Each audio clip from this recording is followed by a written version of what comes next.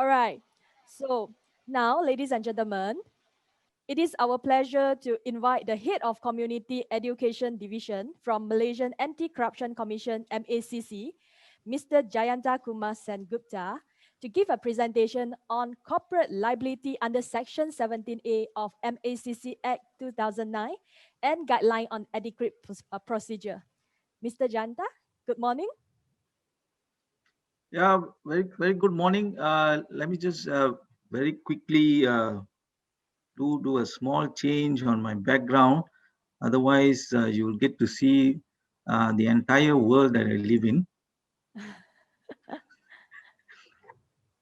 Uh,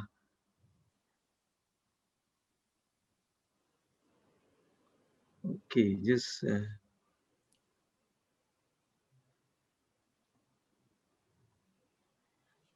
oh, this is I not think the good. background has covered your face. Yeah, it is making me invisible. I think it's okay. I think you can just go without the background. Let's go with the without the background, huh? Yes. Okay lah. We be honest and clear and truthful, right? That's what we Okay. want to be. Okay. So I it's will pass okay. to Mr. Jayanta then. Thank you. All right. Um, Okay, we all can see me. I'll just quickly go good morning to all participants. Thank you very much, IIM, for organizing this very interesting seminar. And I think it's also appropriate now that so many things are going on in this country. I think Mark has, Mark, if you're still there, thank you for a wonderful presentation. I think covered quite a lot, and most of what I'm going to talk about is actually a reflection of some of the points that Mark has pointed out. So it's going to be almost a deja vu, but I think it's good because it'll be strengthening what we are going to say, especially in the context of the Malaysian law, right? Okay, very quickly, I'll just start sharing the, um, the screen. Um, just hold on.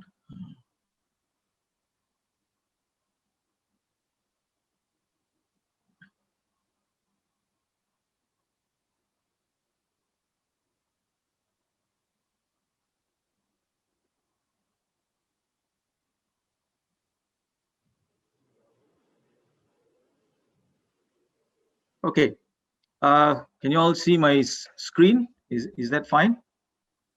Yes. Okay, excellent. So what I'm going to share with you in the next maybe 20 minutes or so, I think a lot of you all would have a lot of questions, and definitely I'm ready to take them on. It'll be nice to hear what what is happening in Malaysia with corporate Malaysia and so on and so forth. So let's look at this. What is 17 Capital A all about? Basically, it's going to protect you and your business, provided you have something called trust. If you have this trust, and of course there are many other things that you can install to protect your organization, as well as protect you as basically the leaders of the organization or the controllers. So under the Malaysian context, it is important to know that 17 Capital A is fully enforced as of 1st June, June the 1st, 2020. So it's now something like 5 months since it's being active. And thank God there's no case. So for corporate Malaysia, maybe thank God, but maybe for us not so, right? No business ma. So nevertheless, of course, we are not, we are focusing on the preventive part of it. And 17 Capital A, for your information, is a very preventive law and not a punitive law. And why is that so? We will look at punishment and so on and so forth. It differs from the core offenses, and as such, it proves or sort of justifies why we say or why we claim that it's more of a preventive law rather than a punitive law. Okay, the main reason why this provision was introduced is because not only for the needs locally, domestically, but also there's an international obligation under the United Nations Convention Against Corruption, the UNCAC tech requirement. And also, basically, we are looking at establishing a corrupt-free and integrity business ecosystem, business environment, so that it's a corrupt-free business dealing all the way, and corporate Malaysia becomes corrupt-free.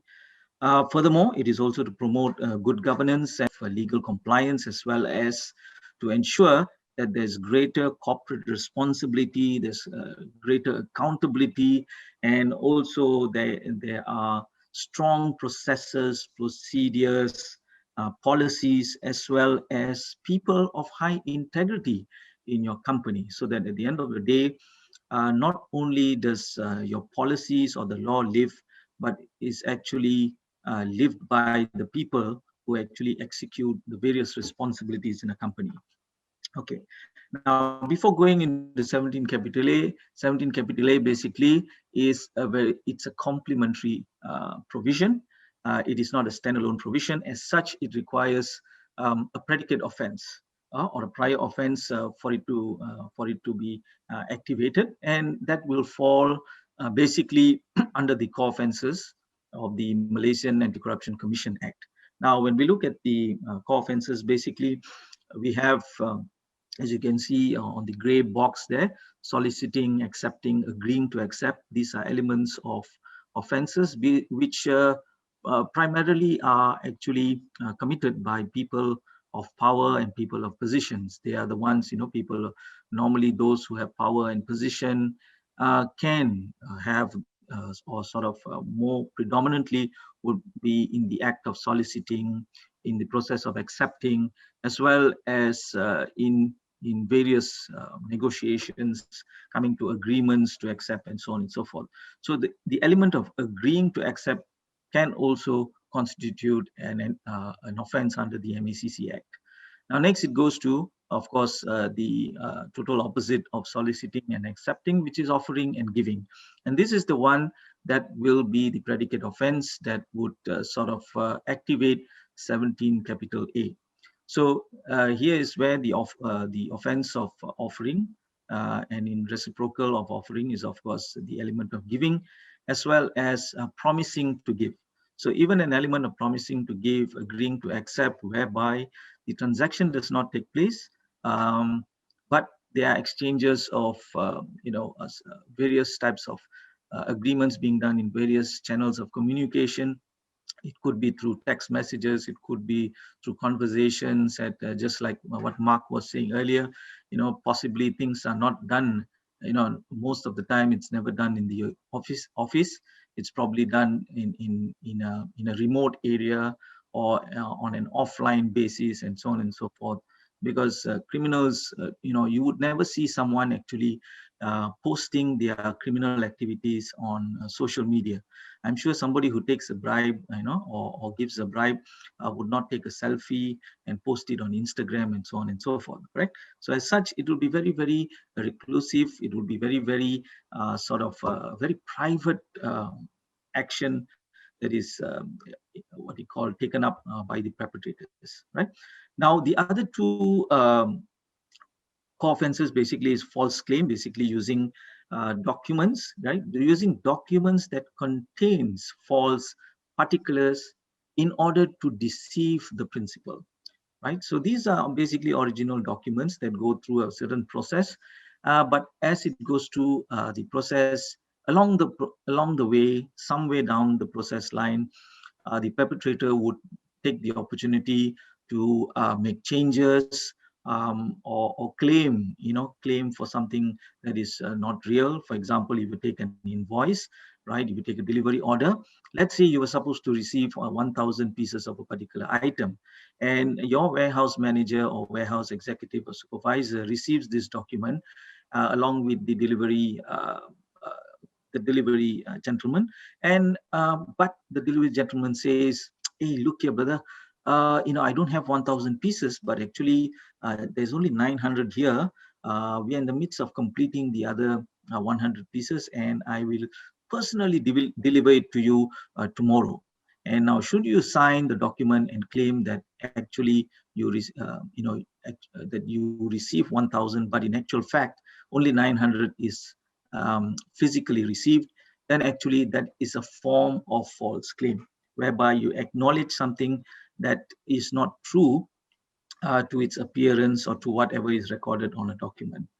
Um, and of course, the other core offense under the MACC Act is something that we don't have to I don't have to explain much, which is using of office or position in order to obtain kickbacks and so on and so forth, right? So now the penalty under the core offenses here basically has two elements, and there's no choice. A sort of a person who goes through a sentencing would go through will definitely go through imprisonment as well as pay a fine. So the imprisonment is up to a maximum of 20 years, while the fine is a minimum of 10,000 ringgit, or not less five, or the amount which is not less 5 times the amount of the bribe, right? Not less. This does not actually prevent a judge to actually execute something which is more than 5 times, right? So far, it has not happened, but you never know.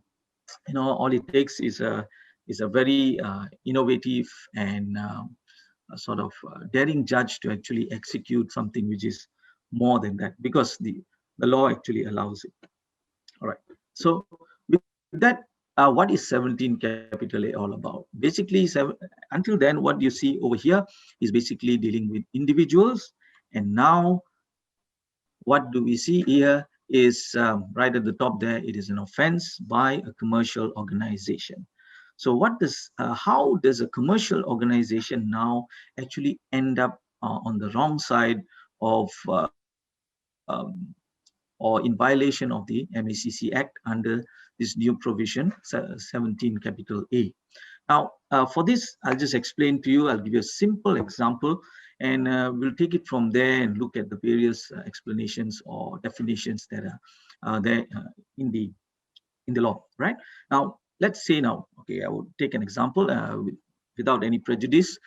This is something that happens very frequently at this point of time. I think if for all of y'all, especially motor riders and drivers, right? If you stop at a traffic light, most often than not, you would find our food delivery bikers most often beating the red light. Okay. Now, when you beat the red light, what happens is you have violated a traffic offense. Now, in violation of the traffic offense, there may be a police block right up front. And let's say this particular rider who is riding or delivering a delivery order to a customer, and is now stopped by the police official at a roadblock nearby, and then during that process now, in order to prevent himself from being fined or being taken action by the police, this rider decides to then offer something, right? Offer something to the police official, offer a bribe and whatnot. And let's say at that point of time now, the police official decides to lodge a complaint and apprehends this rider and lodges a complaint against this rider to the MACC for attempting to bribe the police official, right? Because everything is official. Delivering an item for the company that is riding it is official, and it is happening during an official transaction, official scenario. So what happens now is when that complaint comes in, so what would happen now is this particular core offense, which is the offense of offering, right? Offering as well. So if there is also the giving, the element of giving, it would also constitute an offense. Just like Mark was saying earlier, one action could end up leading a person being charged for multiple offenses under various other laws or legal provisions. Likewise, in such an act, there could be an offering, an initial offering, and then there could be an acceptance, or promise to offer. And then maybe at that point of time, there was also the process of giving the actual bribe item to the police official. So at that one instance, there could be three offenses being three offenses committed um, by the delivery personnel, right? So once this is activated now, what happens is the rider who is now delivering for the company, now the company is possibly a commercial organization, and as such, due to the primary act of this rider of attempting to bribe or promising to offer, as well as offering, and at the same time possibly giving the item of bribery to the police officer, not only can the rider now be charged under the MACC Act under offering or giving, as well as now 17A can be initiated on the company that the rider is working for. So let's say, just for academic purposes, it could be, any one of those sort of delivery companies out there. It could be, Grab, it could be Panda, it could be Ninja, it could be Lala, and so on and so forth.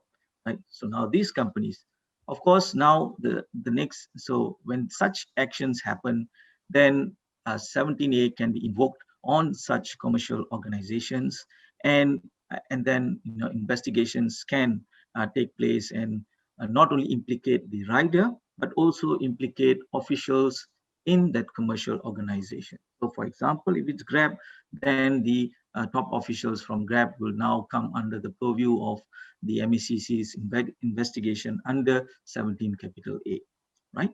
But let's say in the instance that the rider is now delivering and is, does not break the traffic offense as such, but let's say along the way, he or she is stopped and it is found that the driving license of this rider has expired, and he was possibly, probably not aware of it. Um, and as such, he is then, reprimanded or sort of now questioned by the police officials as to the expiration of the driving license. Now that is something of a personal liability. It is not the duty of the company to ensure whether the driving license of a person is active or inactive. Has it expired or as such?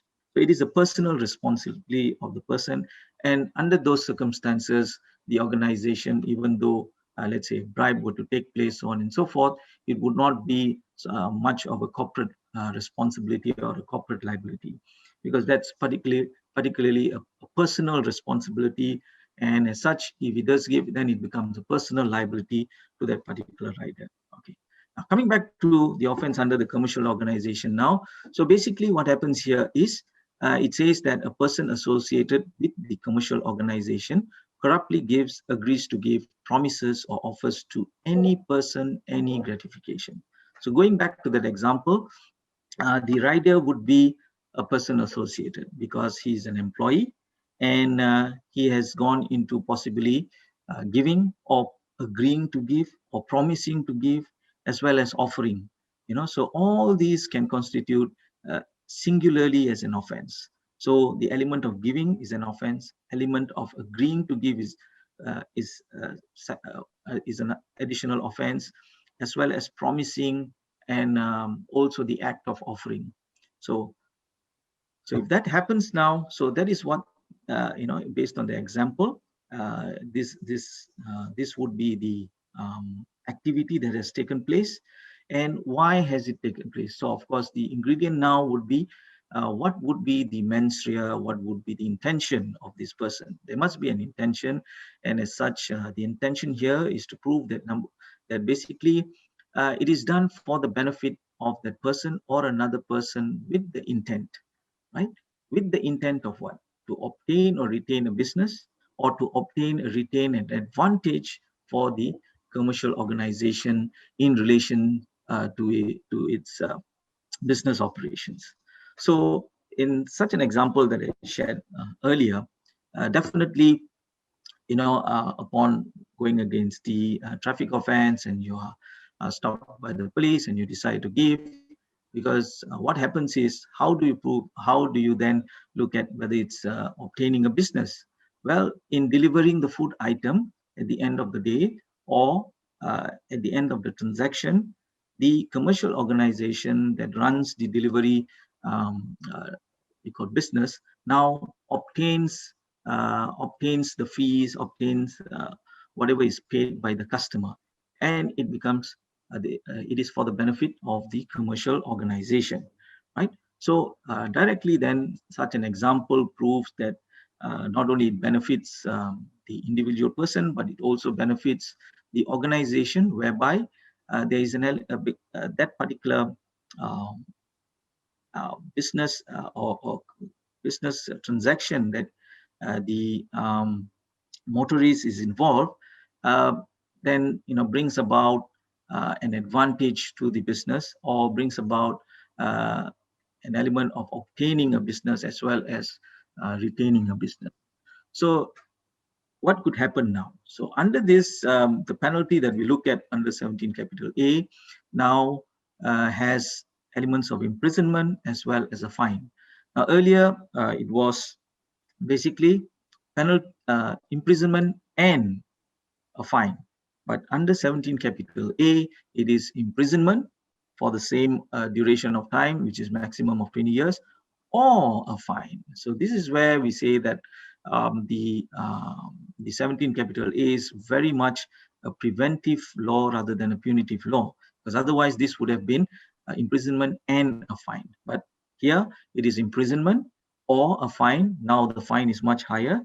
It is a minimum of 1 million ringgit, or an amount which is not less 10 times the amount of the bribe, right? Or both. So it's up to the judge now. The judge has a choice of sort of deciding whether it's only an imprisonment or a fine, or the judge could sort of mete out both penalties on the individual as well as the company or officials of the company, right? So explaining that part of the offense now, let's look at certain landscape of this 17 capital A commercial organizations. Who are they? Basically, they are commercial organizations that, number one, that are registered under the Companies Act 2016, under the Partnership Act 1961, as well as the Limited Liability Partnership Act 2012. Now, this 17 capital A is basically extraterritorial provision, whereby it also states that companies that are incorporated in Malaysia but operating elsewhere also would fall under the bandwidth of commercial organization, as well as companies that are established elsewhere but operating in Malaysia, right? So it's quite wide. It's a wide coverage in terms of commercial organizations that are operating in Malaysia, as well as Malaysian companies who are companies who are registered in Malaysia but operating elsewhere. So the element of elsewhere is specified in the law, and as such, it covers a wide, it gives a wide angle coverage of organizations, right? Persons associated. Next. So who would be persons associated? And when we talk about person associated, these are the group of people that are possibly or could be committing the offense. So they could be directors, they could be the partners, they could be the general employees, for example, right? So as an employee, or a third person. Third person, basically third party. That means persons performing services for or on behalf of the commercial organization. Now, these could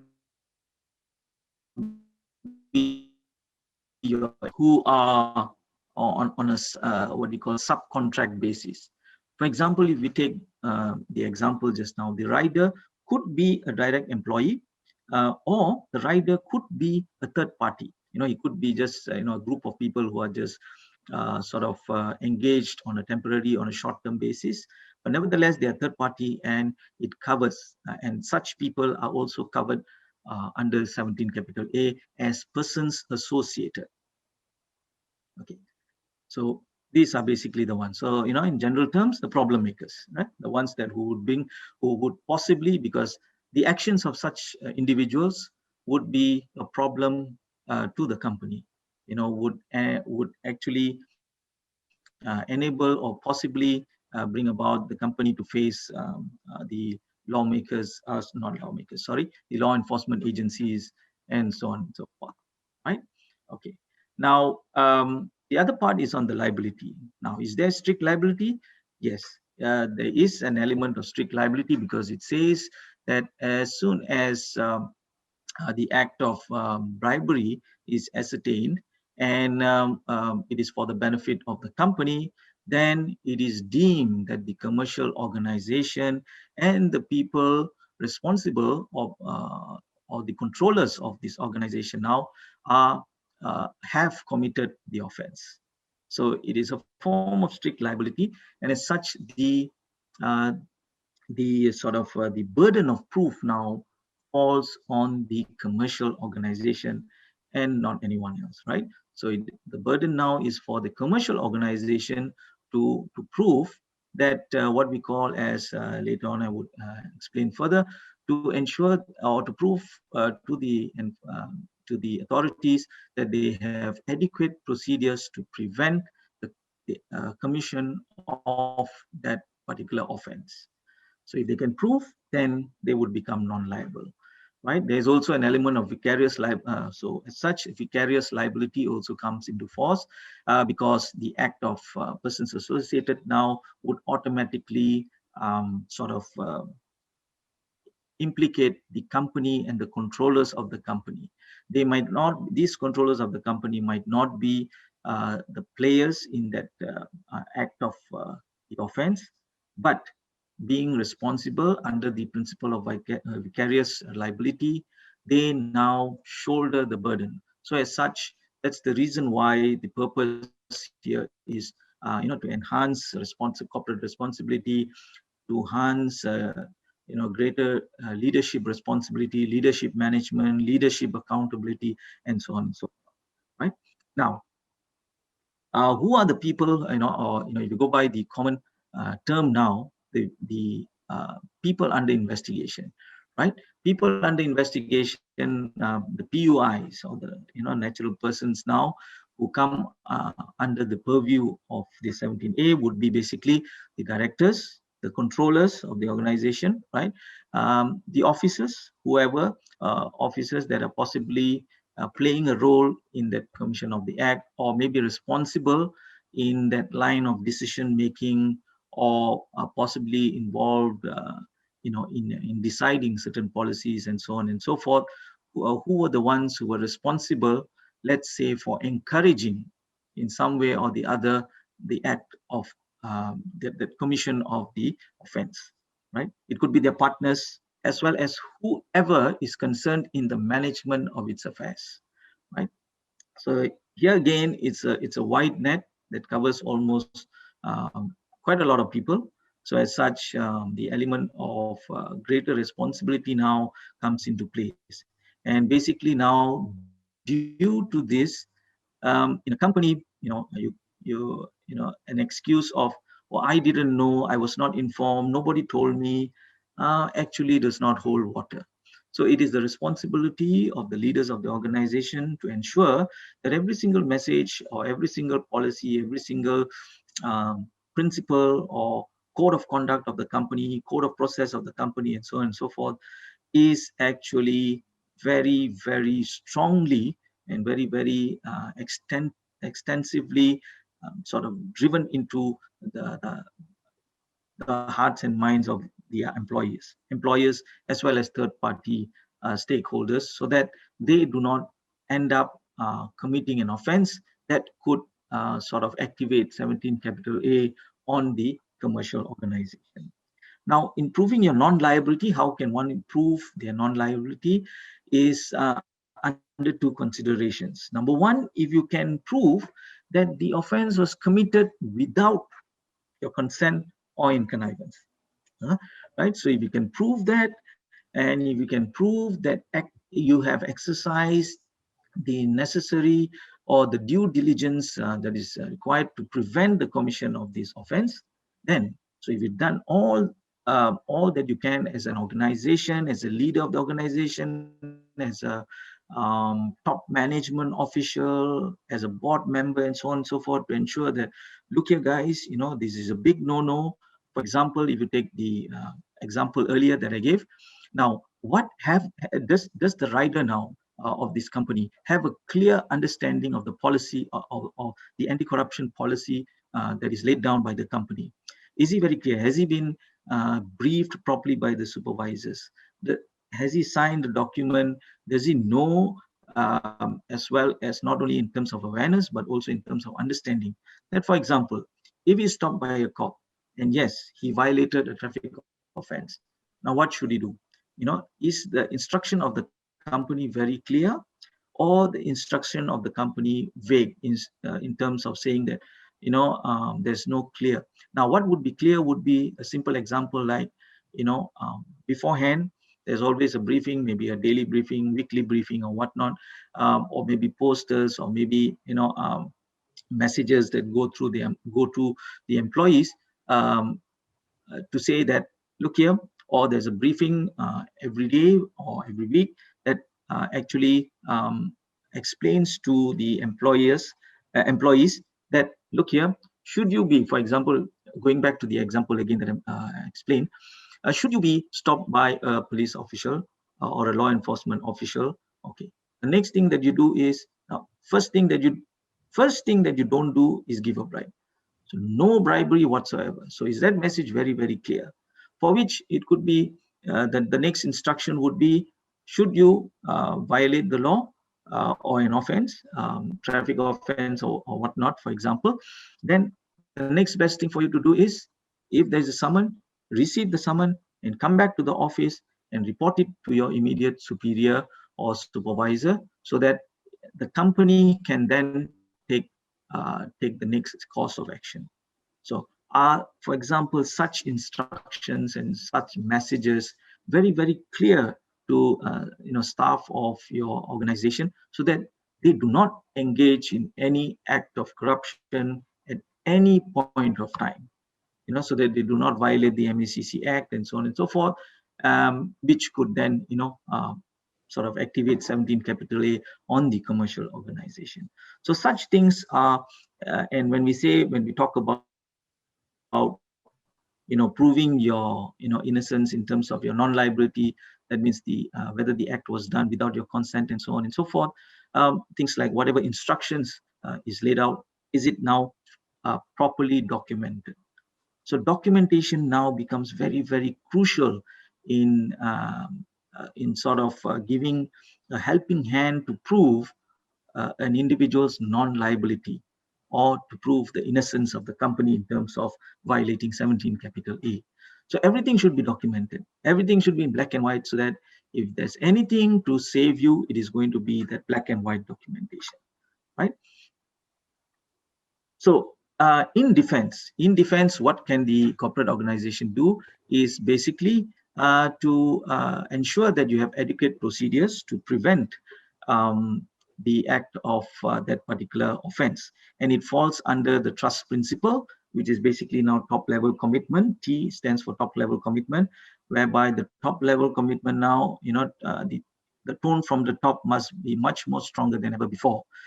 So the policies, the procedures, the strategy of anti-corruption policies and so on and so forth must be discussed at the top level, at the board level, and it must be the responsibility, a greater responsibility, a greater role playing must be there by such leaders of the organization, to ensure that the downliners and people, their subordinates, actually, they lead their subordinates as much as they preach about it.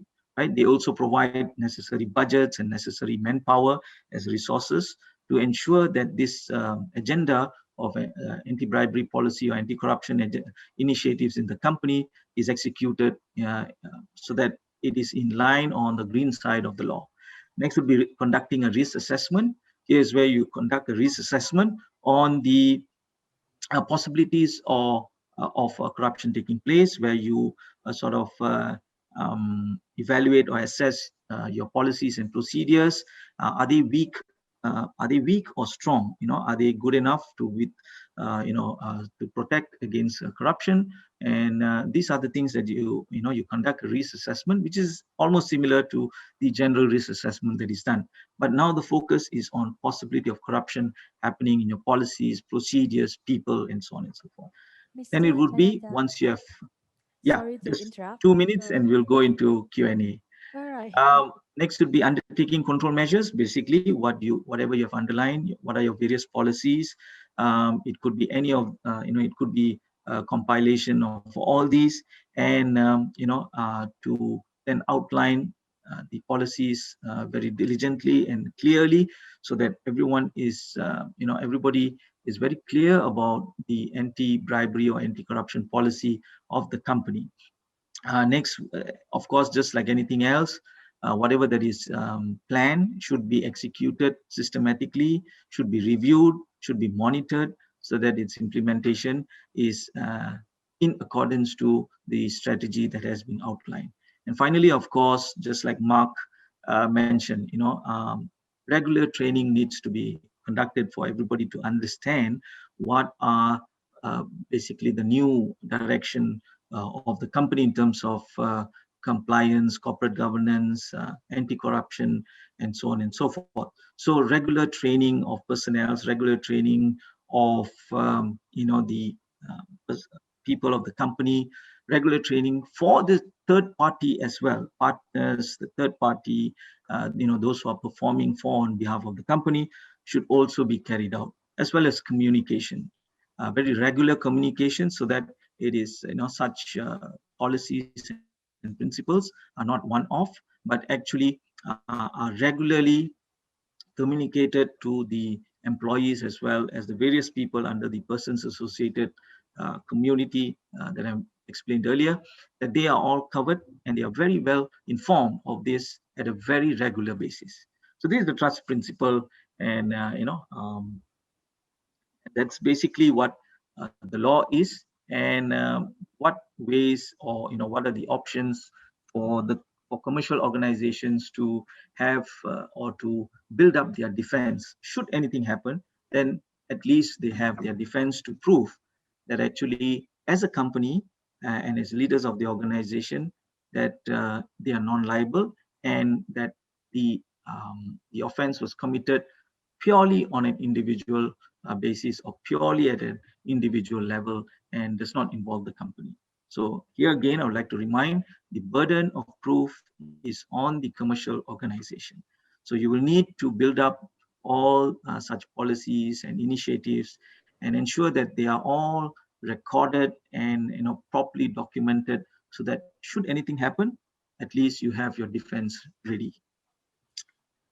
Okay, Okay, thank you, that's, Mr. Jayantha. yeah. Um, So we can can go you, into the Q&A. yeah, can you stop the screen sharing first, Sure, so that your sure. screen will pop up in the middle?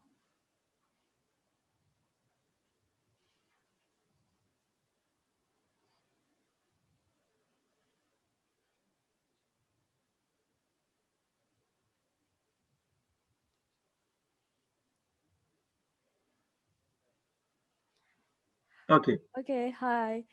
So the first question: what is the justification for the Section 17A Act to also convict the senior personnel for the staff bribery action?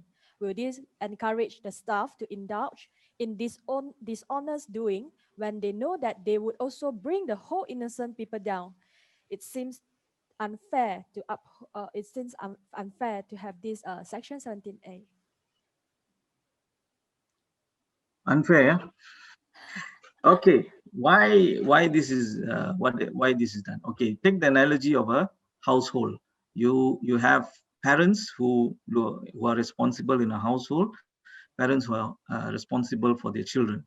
So it's likened to an organization where the leaders of the organization are likened as parents, and they should know what what is happening with their children and people down the line, right? And not only that, that is to enhance greater responsibility, because many of the information that we have received in previous cases involving corporate organizations, and when individuals or employees are investigated and implicated under our offenses, most often than not, it's basically a signal that is coming from their superiors, coming from the top management, or maybe the top, there are very weak policies in the company, and so on and so forth, whereby the top management actually in some way, closes an eye when such things happen. I would, for this to happen, I would like to I would like to explain on the case of Siemens. See what happened with Siemens some years back when they were implicated by the US FCPA, was that they were found that basically the officials of Siemens were given a bit of a free hand to do whatever they wanted to do, as long as they brought in the contracts, as long as they met their sales target, as long as basically they brought about greater revenue for the company. How they did it was not of the concern of the management. And in that process, what happened was it was found when the US FCPA actually investigated, they found that many of them actually resorted to bribing various officials in various countries in order to obtain such large contracts for the benefit of the company. So, and when they found that, or they also found that Siemens at that point of time did not have strong policies on anti-corruption and anti-bribery, and actually those gray areas allowed the officials of the company to actually engage in such actions in order to benefit the company. And even though the top officials, or the leaders of the organization knew that such things were happening, they just kept things under the carpet, or just closed an eye and allowed things to happen.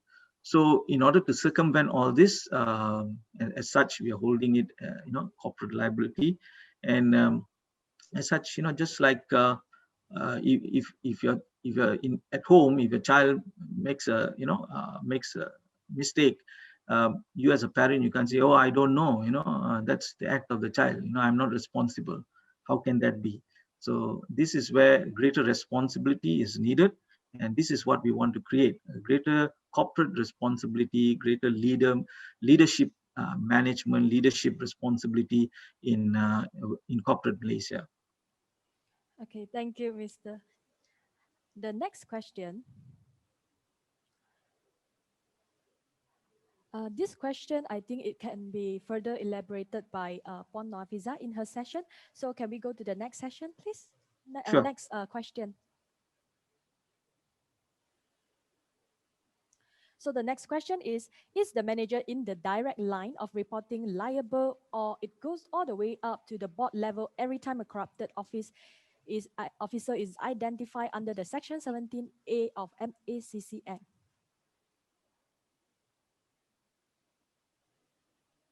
Okay, so if you look at the explanation earlier where I put the PUIs, the people under investigation, or people who would shoulder the burden, and now it all depends on the investigation, and but such people at such levels, like the manager, those who are directly possibly involved in that chain of activity, or chain of command, chain of activity. So there are two areas here. So one is the chain of activity, whereby the action of the individual now goes back to various layers of people who probably have knowledge or allowed things to happen and given instructions and so on and so forth. The other one would be the chain of authority, whereby we would see now who are the people responsible for that action. If you take, it could be the managers, the direct managers. They could be, of course, people right at the top would be um, the ones, sort of almost invariably being sort of under investigation. And yeah, should they prove that there was no efforts or initiatives to prevent, or there were no adequate procedures to prevent, or they were not responsible to ensure that adequate procedures were actually exercised or implemented, then they could be implicated under 17 capital A. But here again, I know I'm not giving anything in certainty, because we do not have a case that has yet to happen. We do not have a case as of now, and as such, it's very difficult to see what would be the mind of the judge, or the AG's chambers, in terms of ascertaining whether there is a case or not, or when it goes into trial. Now, how will it be sort of accepted by the judiciary, and so on and so forth. So as such, these are just probabilities, because we do not have a test case as yet. So, but yeah, possibly, the managers or the direct line could be, could be. Okay. So then, thank you for your clarification. The next question that we have is, how far is the extent of Section 17A to a holding company with many listed and unlisted subsidiaries? Well, it depends on its level of involvement in the management. Remember, under the under the category of people who are going to be responsible, uh, other than the internal community as well as the partners, but it could be whosoever is uh, is involved in the management of its affairs. So if the holding company is now involved in the management, or has a decision making um, authority, or a role, an active role in their listed, or in their subsidiaries, then they could also be they could also be possibly investigated. So it all depends on their level of involvement, and how active would their involvement be.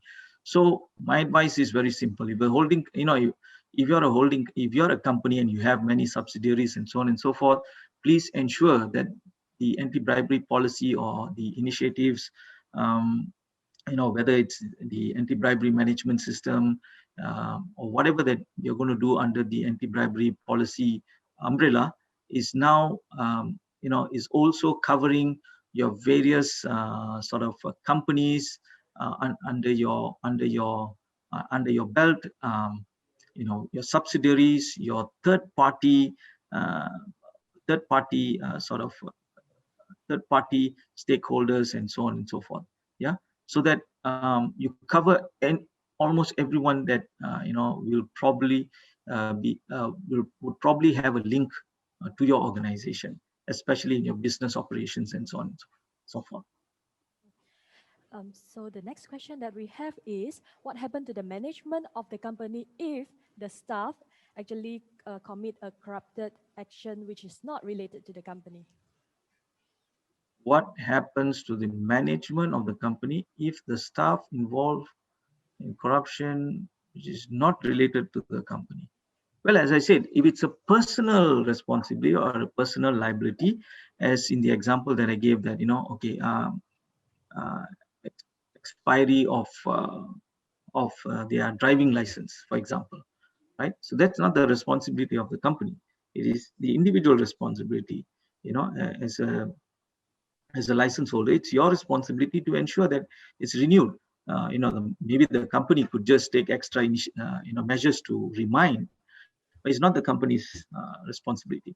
So company's responsibility would be as per what I mentioned earlier. So you're going out there. Now, what is the instruction to your riders?